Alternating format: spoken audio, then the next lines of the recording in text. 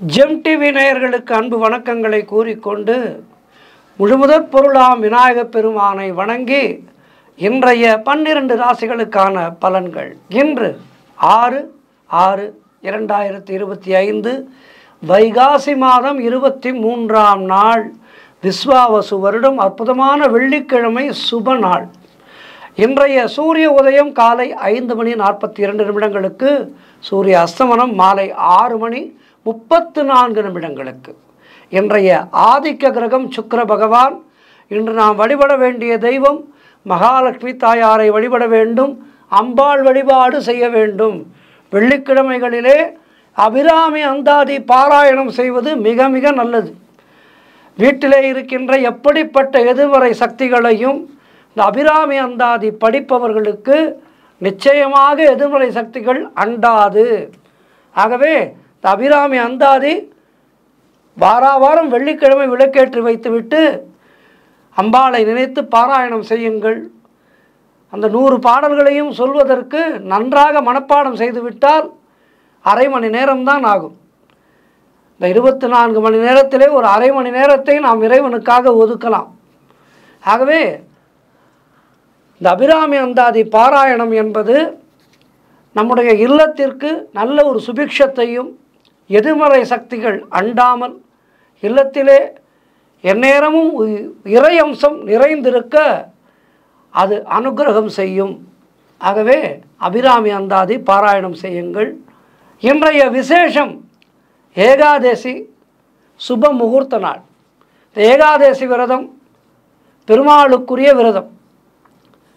ஏகாதசி விரதம் இருக்கலாம். அதேபோல் இன்றைய நாளிலே மன வாழ்க்கையிலே அடுத்து வைக்கின்ற மனவிழா காண்கின்ற தம்பதிகளுக்கெல்லாம் நெஞ்சார்ந்த ஆசீர்வாதங்களை தெரிவித்துக் கொண்டு இன்றைய நல்ல நேரம் காலை 9:30 மணி முதல் காலை 10:30 மணி வரை, மாலை 4:30 மணி முதல் 5:30 மணி வரை. இன்றைய ராகு காலம் காலை 10:30 மணி முதல் மதியம் 12 மணி வரை, யமகண்டம் மதியம் 3 மணி முதல் மாலை 4:30 மணி வரை, குளிகை நேரம் காலை 7:30 மணி முதல் காலை 9 மணி வரை. இன்றைய சுக்கிரஹோரைக்கான நேரம் காலை 6 மணி முதல் 7 மணி வரை. அதேபோல் இரவு 8 மணி முதல் 9 மணி வரை. இந்த வேளையிலே லக்ஷ்மி குபேரரை மனதிலே நினைத்து, படம் இருந்தால் லக்ஷ்மி குபேரர் படத்துக்கு சற்று புஷ்பம் சாற்றி தீபமேற்றி வழிபாடு செய்யுங்கள். இல்லத்திலே லக்ஷ்மி கடாட்சம் நிறைந்திருக்கும். இன்றைய நட்சத்திரம் இன்று காலை 9:04 வரை ஹஸ்தம், அதன் பின்பு சித்திரை நட்சத்திரம்.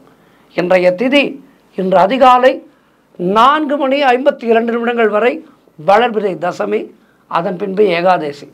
இன்றைய சந்திராஷ்டம நட்சத்திரம் இன்று காலை 9:04 வரை சதயம் நட்சத்திரத்துக்கு சந்திராஷ்டமம், அதன் பின்பு பூரட்டாதிக்கு சந்திராஷ்டமம் துவங்குகின்றது. கவனமாக இருங்கள். தொடர்ந்து மேஷம் முதல் மீனம் வரை உள்ள 12 ராசிகளுக்கான இன்றைய பலன்கள்.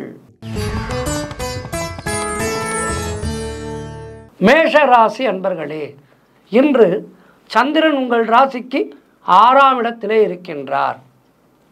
உங்களுடைய ராசி அதிபதி செவ்வாய் ராசிக்கு 4ஆம் இடத்திலே இருக்கின்றார்.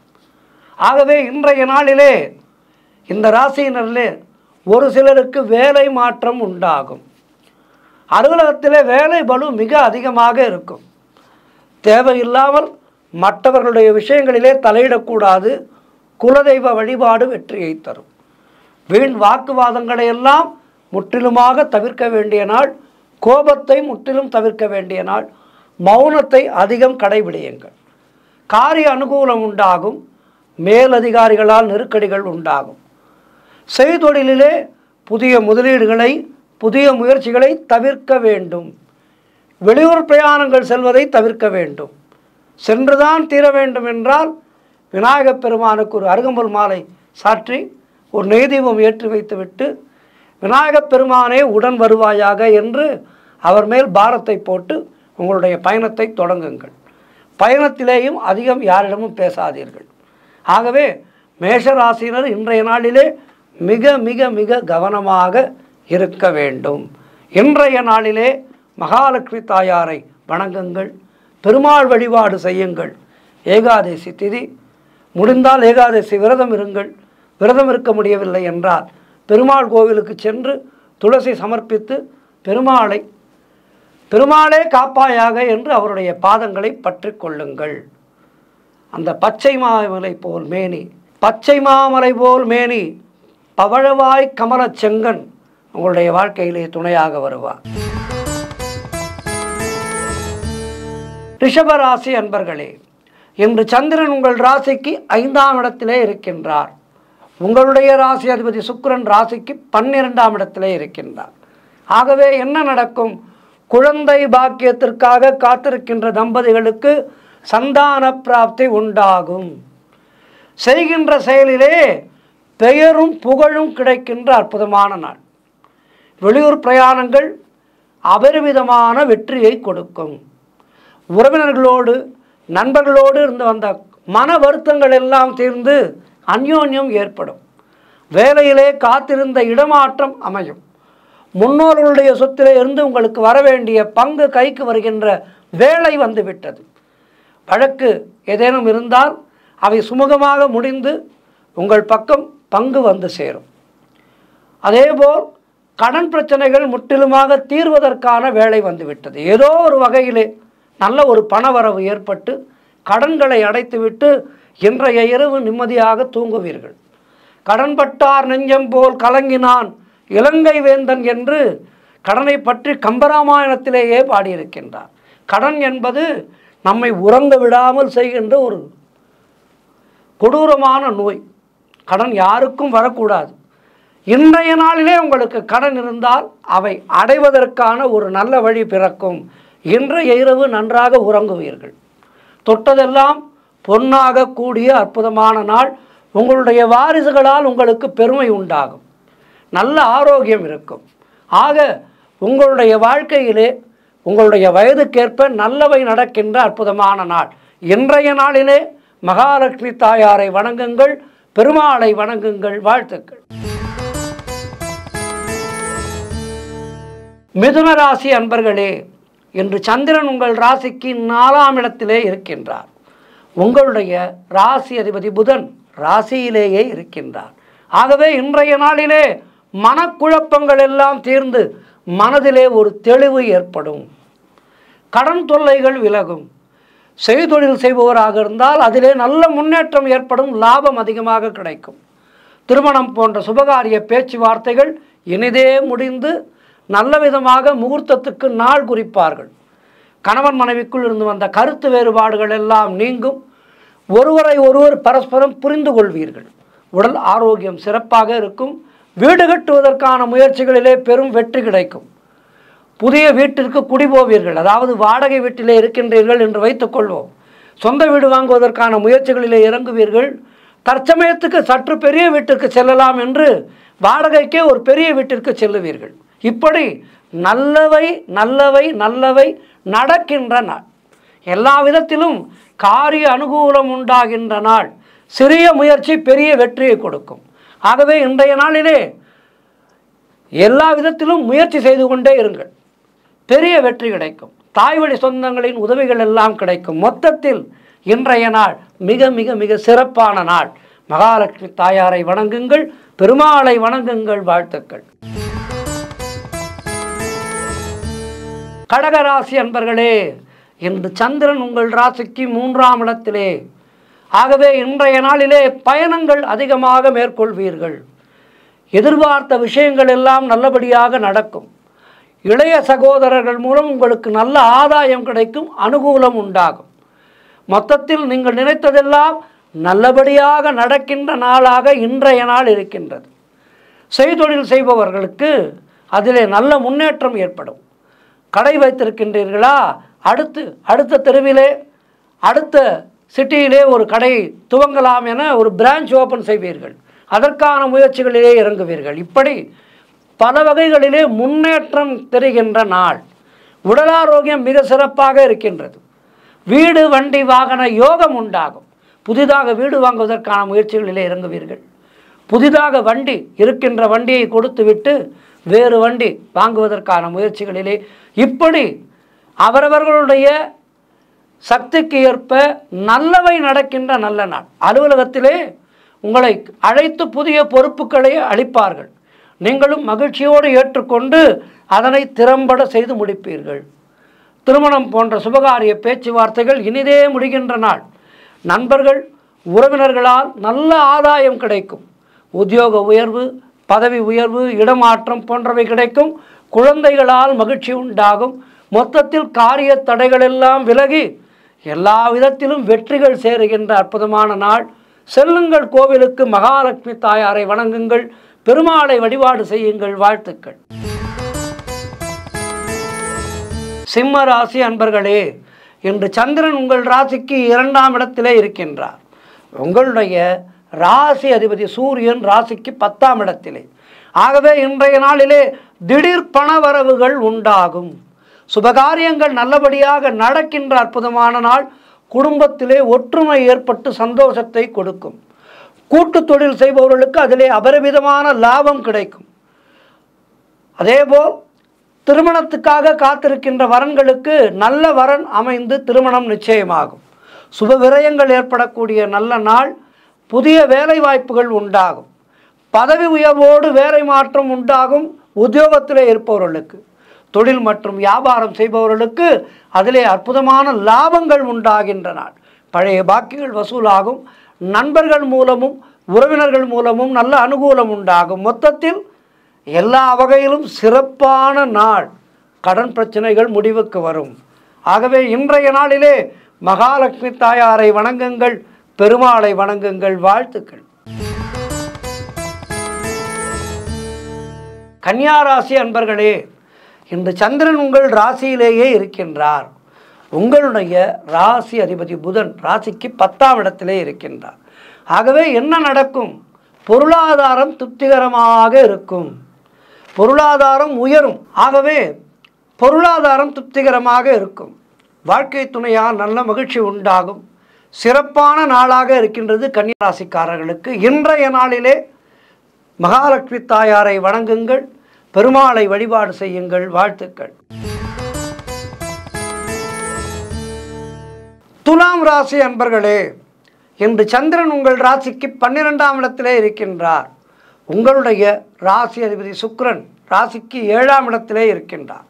ஆகவே இன்றைய நாளிலே வெளிநாடு செல்வதற்கான விசா போன்றவை கிடைக்கும். பாஸ்போர்ட்டிலே ஏதேனும் பிரச்சனைகள் இருந்தால் அவை சரியாகும். குடும்பத்திலே கணவன் மனைவிக்குள் சண்டை சச்சரவுகள் ஏற்பட்டு விலகுகின்ற நாள்.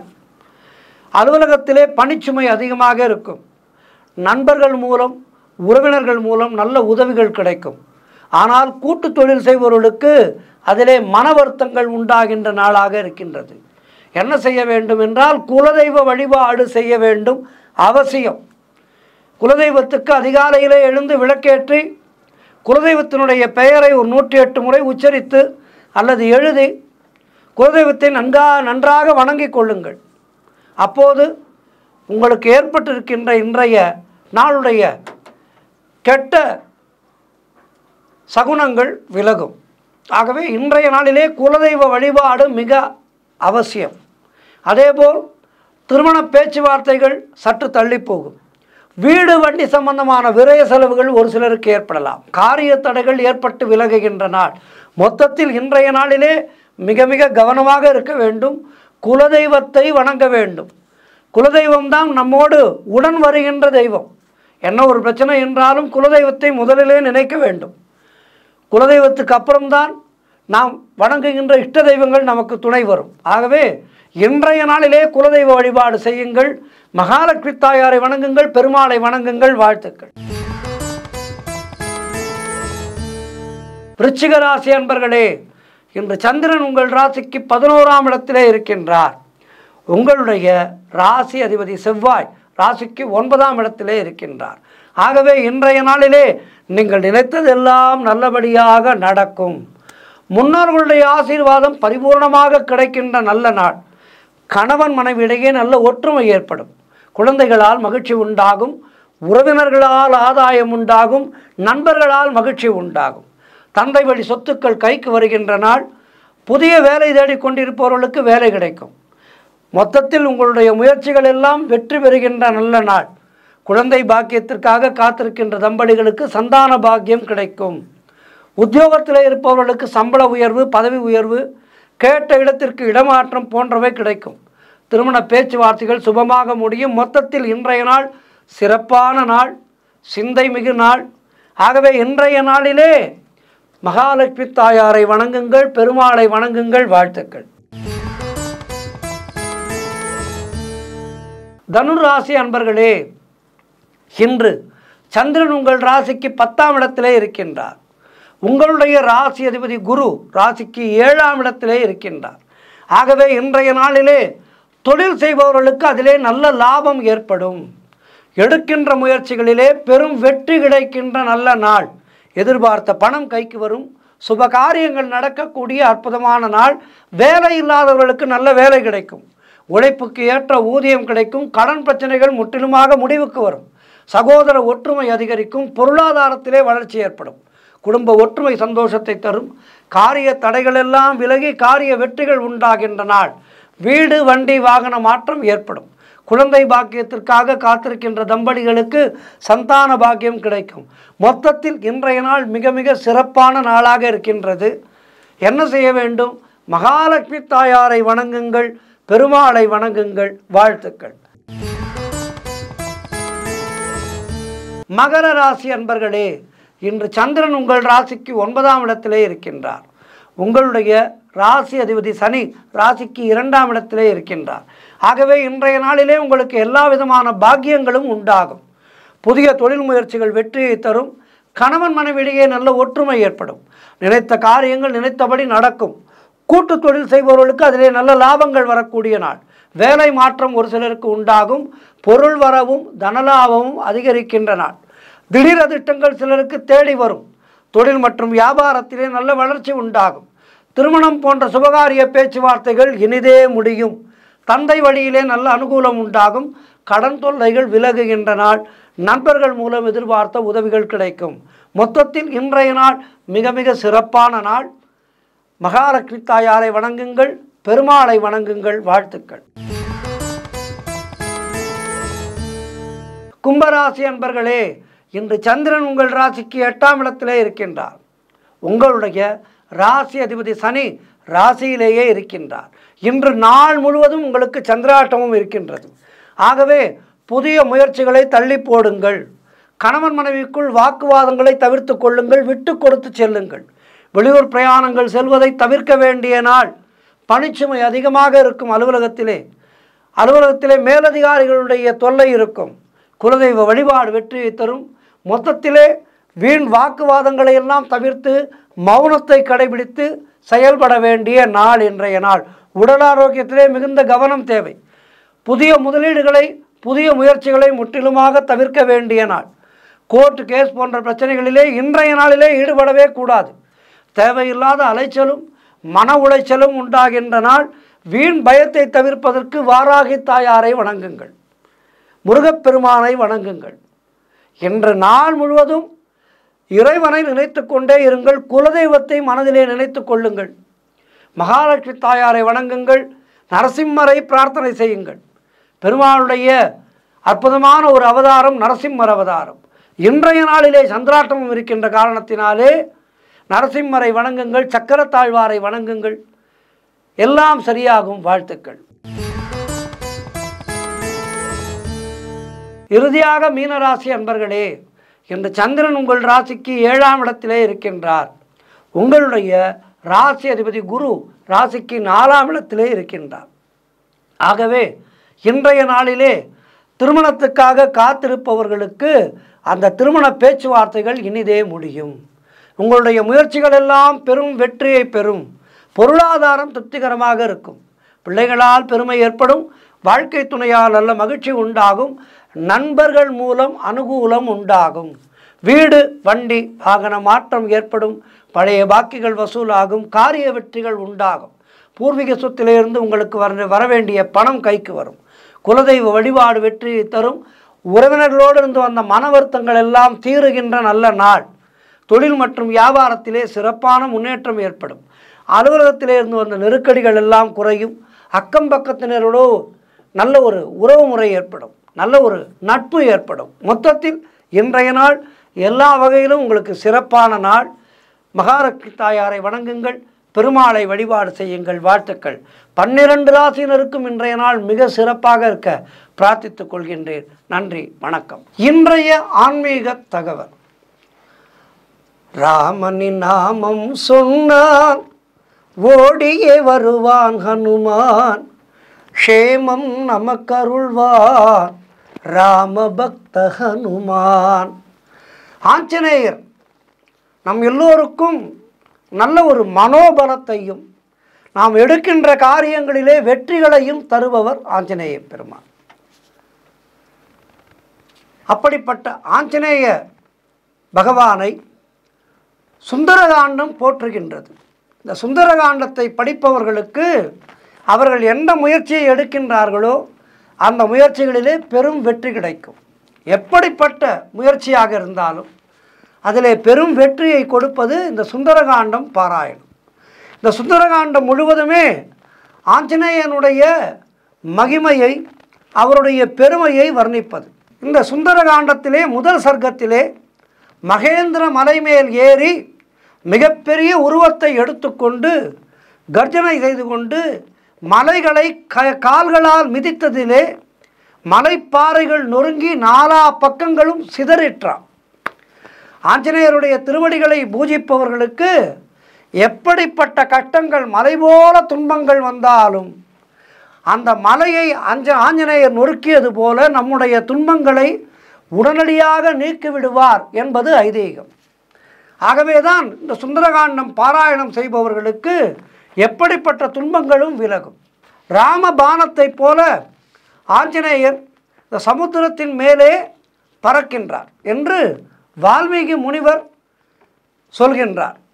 இந்த வால்மீகி முனிவர் இப்படி சொல்வதிலிருந்து ராமபானமானது எப்படி குறித்தப்பாதோ அப்படி சுலபமாக சமுத்திரத்தை தாண்டி இலங்கைக்கு போய் சேர்ந்தார் ஆஞ்சநேயர். பானத்தை ஒருவர் மேல் குறிவைத்து நான் கயிறு ஏற்றினால் தானே போகும், அதேபோல தானாக போகவில்லை. ஸ்ரீராமருடைய கிருபையினால்தான் இந்த அகண்ட சமுத்திரத்தை என்னால் தாண்ட முடியும் என ஆஞ்சநேயர் எண்ணினார். எப்படிப்பட்ட ஒரு காரியத்தை செய்தாலும் இது ராமரால் நிகழ்ந்தது, நான் செய்யவில்லை என்று சொல்லுவார் ஆஞ்சநேயர். எப்போதுமே ஆஞ்சநேய பகவான் தன்னை பற்றி தற்பெருமை பேசிக்கொள்ள மாட்டார்.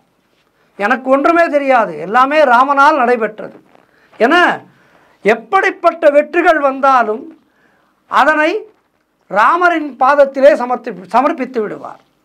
ஆகவே நாம் ஆஞ்சநேயரை வணங்கும் போது நமக்கு ராமபிரானுடைய பரிபூர்ணமான அனுகிரகம் வந்து சேருகின்றது. ராமனுடைய கருணை கிடைக்கும் போது சீதா மாதாவினுடைய கருணை வந்து சேருகின்றது.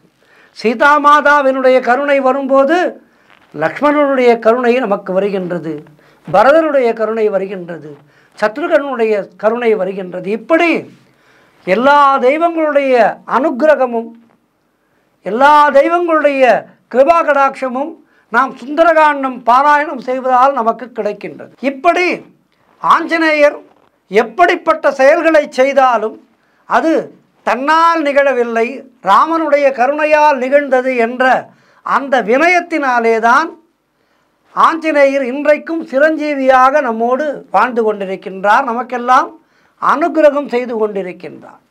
சமுத்திரராஜன் இக்ஷவாகு வம்ச அரசனான சுக்கிரனால் சமுத்திரராஜன் இக்ஷவாகு வம்ச அரசனான சகரனால் உண்டாக்கப்பட்டதால் ராமருடைய காரியமாய் வரும் ஹனுமாருக்கு உதவி புரிய நினைத்து கடலிலே மூழ்கி இருக்கும் மைனாக மலையை தூண்டிவிட்டு மேலே எழும்பி வரும்படி செய்து ஆஞ்சநேயரை மலை மேல் உட்கார்ந்து இளைப்பாறச் செய்து கிழங்குகள் பழங்கள் முதலியன அவருக்கு கொடுத்து சற்று ஓய்வெடுக்கும்படி சொன்னார். மைனாகமலையும் மேலே எழும்பி வந்தது, ஹனுமாரை இளைப்பாறி விட்டு செல்லும்படி கேட்டுக்கொண்டது. வாயு பகவானால் மைனாகமலை இந்திரனிடமிருந்து காப்பாற்றப்பட்டதால் வாயு குமாரருக்கு உதவி செய்ய தானும் கடமைப்பட்டிருப்பதாக மைனாகமலை நினைத்தது. ஆனால் ஸ்ரீ ஹனுமார் என்ன நினைத்தார் தெரியுமா? ராமபானத்தை ஒருவராலும் தடுத்து நிறுத்த முடியாது என்கிற காரணத்தினாலே மைனாகமலை மேல் தான் இளைப்பாரி இடையிலே ஓய்வை தேடக்கூடாது. எடுத்த காரியத்தை முதலிலே முடிக்க வேண்டும். எடுத்த காரியத்தை முதலிலே முடித்துவிட்டுத்தான் ஓய்வை பற்றி சிந்திக்க வேண்டும் என ஆஞ்சநேயர் நினைத்தார். ராமபானம் எப்படி குறித்தப்பாதோ அதன் வேகத்தை அதேபோல் மைனாகமலையானது ராமபானத்தை தடுக்கக்கூடாது என ஆஞ்சநேய பகவான் நினைத்தார். அதனுடைய வேகத்தை மைனாகமலை தடுக்க முயற்சி செய்கின்ற மாதிரி ஆகிவிடும். எனவே இப்போது ஓய்வெல்லாம் எடுக்க முடியாது என அந்த ஓய்வை தவிர்த்து கொண்டு பறந்து கொண்டே இருந்தார். ராமாயணத்தின் மதிப்பையும் குறைப்பதாக அது ஆகிவிடும், ராமருடைய மதிப்பை குறைப்பதாக ஆகிவிடும் என ராமருக்காக தான் செய்கின்ற செயலினால் ராமனுக்கு எந்த விதமான துன்பமும் வந்துவிடக்கூடாது, ராமனுக்கு அவருடைய பெயர் கெடக்கூடாது என அப்படி நினைத்தார் ஆஞ்சநேய பகவான். உப்புக்கடலின் நடுவே பலவிதமான கிழங்குகளும் பழங்களும் கிடைப்பது ஒரு பெரிய ஆச்சரியம்தான். நம் போன்றவர்கள் ஏதாவது உபாசனம் என்று வரும்போது சித்திகள் வரும், அதில் நாம் மனதை வைத்துவிடக்கூடாது.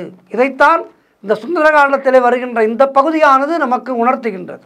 அவ்வாறு மனதை வைத்து விட்டால் நமக்கு பகவானுடைய அனுகிரகம் கிடைக்காமல் போய்விடும்.